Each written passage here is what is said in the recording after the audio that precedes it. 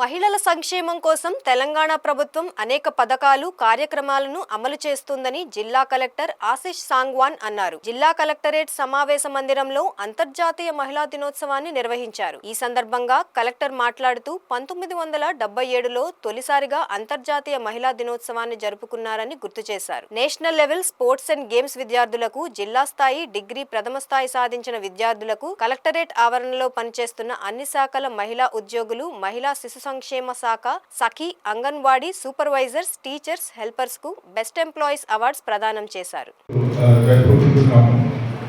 So ఈ women's day significance ఏంటంటే ఇది we should know about that. So 1977 ఇయర్లో యునైటెడ్ నేషన్ 8th మార్చ్ రోజు ఇంటర్నేషనల్ విమెన్స్ డేగా అడాప్ట్ చేసింది. సో అప్పటి నుంచి ప్రతి సంవత్సరం 8th మార్చ్ ఇంటర్నేషనల్ విమెన్స్ డేగా సెలబ్రేట్ చేస్తున్నాము. సెలబ్రేట్ చేయడానికి ఎందుకు అవసరం ఉంది అది ఒక క్వశ్చన్.